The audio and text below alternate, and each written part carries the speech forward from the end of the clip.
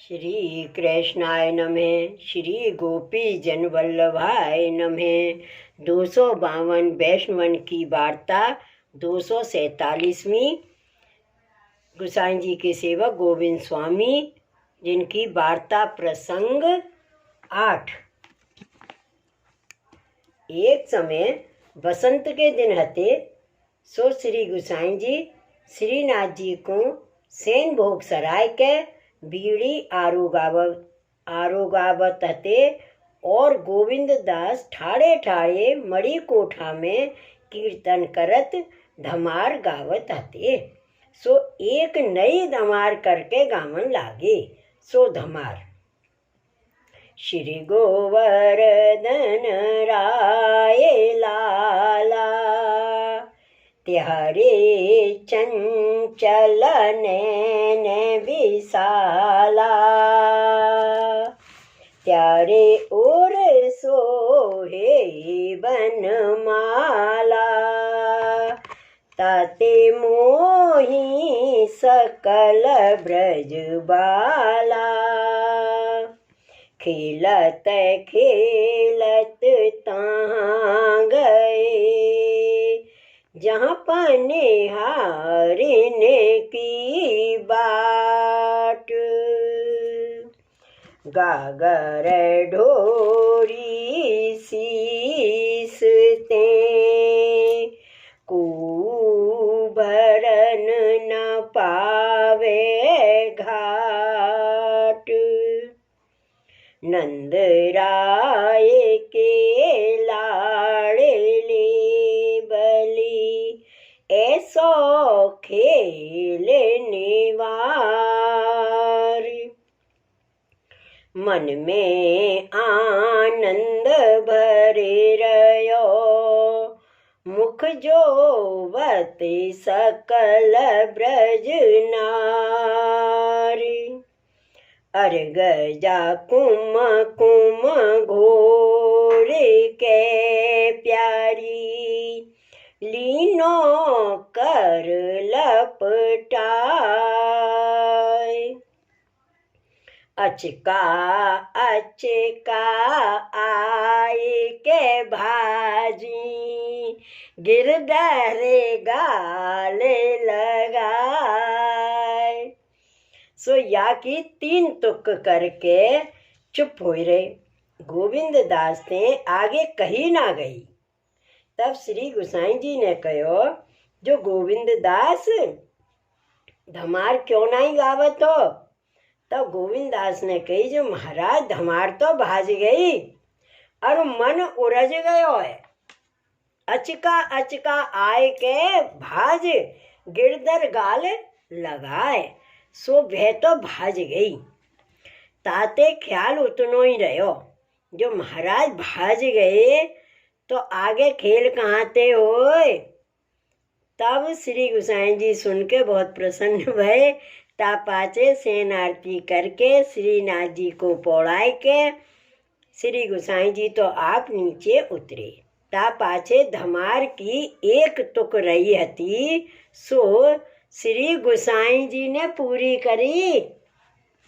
सो श्लोक है, सो तुक एह बेदे होरी खेलही, ब्रजवासिन संग लाई लाला, श्री गोवर्धन धर रूप पर, जन गोविंद बले बले जाए लाला। सो वे गोविंद दास ऐसे कृपा पात्र भगवदीय हते। श्री गुसाई जी परम दयाल की जय। वार्ता प्रसंग 9। बहुर शीतकाल में श्री गुसाई जी श्रीनाथ जी द्वार पधारे हते। तब एक समय श्री गोवर्धन नाथ जी और गोविंद दास पूंछरी की ओर श्याम ढाक है। तहाँ ढाक के नीचे श्रीनाथ जी और ग्वाल बाल सब मिलके खेलते।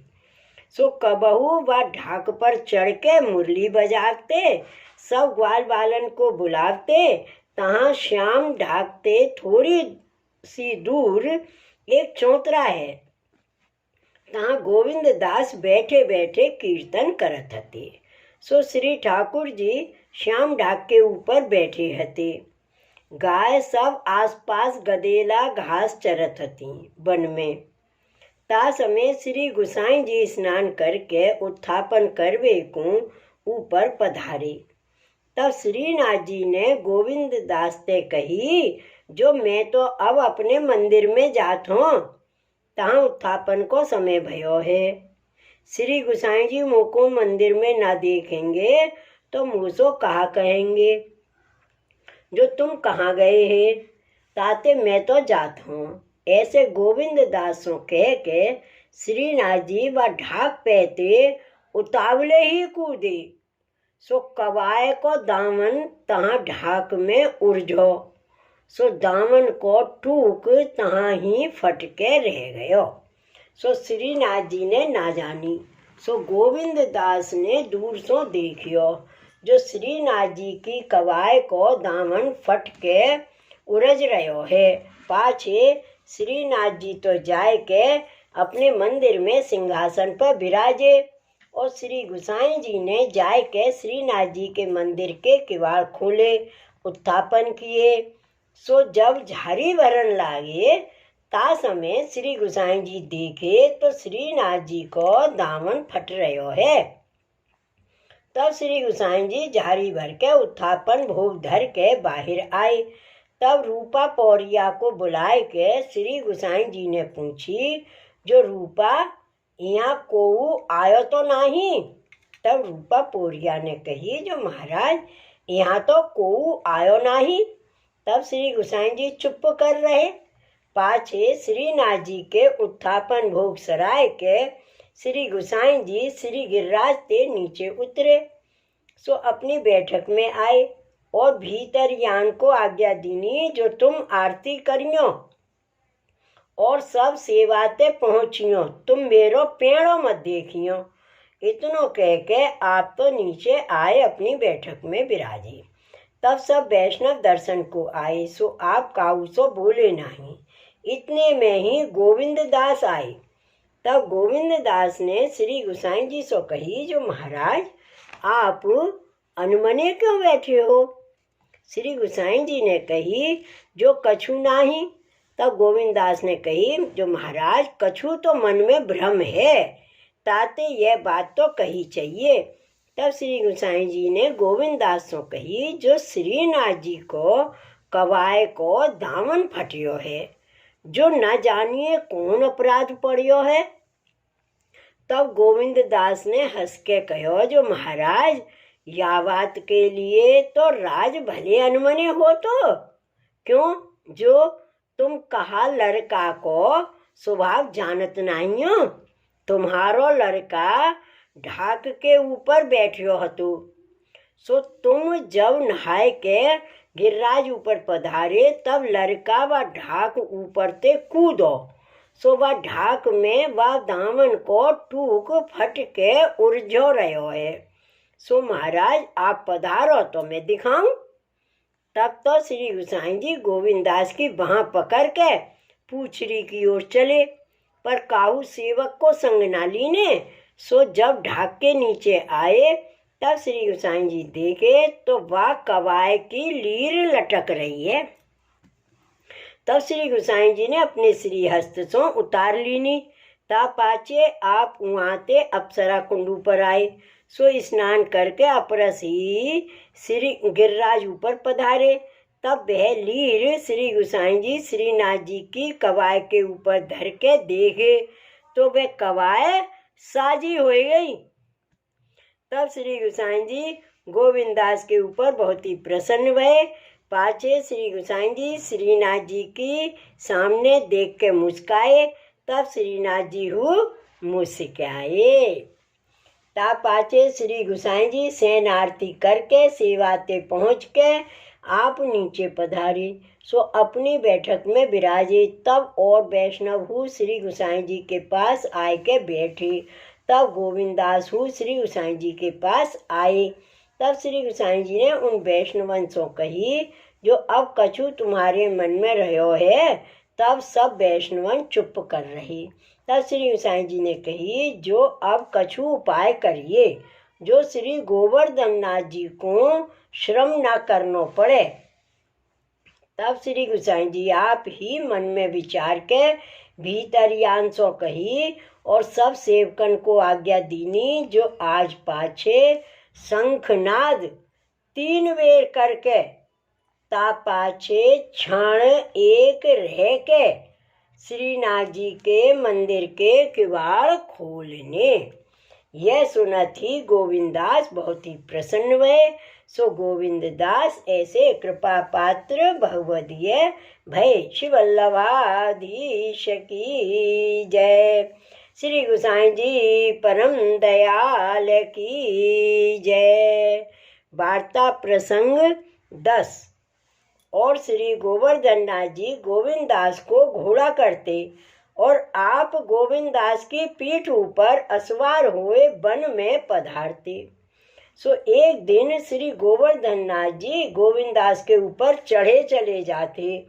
ता समय गोविंदास को लंघी की शंका आई। सो मार्ग में ठाड़े ठाड़े लंघी करे जाते। सो ता समय एक वैष्णव ने कहो, जो गोविंदास यह कहा है। तब गोविंदास कछु बोले हूँ नहीं, बाको उत्तर हूँ ना दियो। सो प्याऊ के ढाक की ओर चले ही गए। सो आरती उपरांत श्री गोसाई जी अपनी बैठक में विराजे हते। तब वहाँ वह वैष्णव ने कही, जो महाराज गोविंदास तो आज ठाड़े ठाड़े निहोरे निहोरे जात हते और लंघी करत जात हते। इतने में श्री गोसाई जी के पास गोविंदास हुआ आए।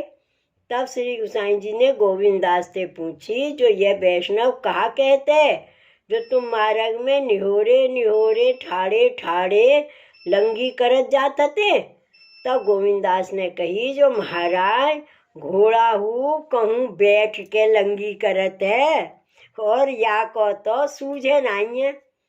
जो श्रीनाथ जी तो मुँह को घोड़ा करके मेरी पीठ पर असवार होते हैं और ता समय जो मुँह को लंघी आई, तब मैं बैठ के कैसे लंघी करूं। ताते मैंने ठाड़े ही लंघी करी। सो तो बाने देखी, पर श्रीनाथ जी मेरी पीठ ऊपर असवार हते, सो या को सूझे नहीं। तब वह वैष्णव ने श्री गोसाई जी को दंडवत करके कही, जो धन्य ये गोविंदास, जिन पे महाराज की ऐसी कृपा है। सो वे गोविंदास श्री गोवर्धन नाथ जी के ऐसे कृपा पात्र भगवदीय भये। श्री वल्लभाधीश की जय।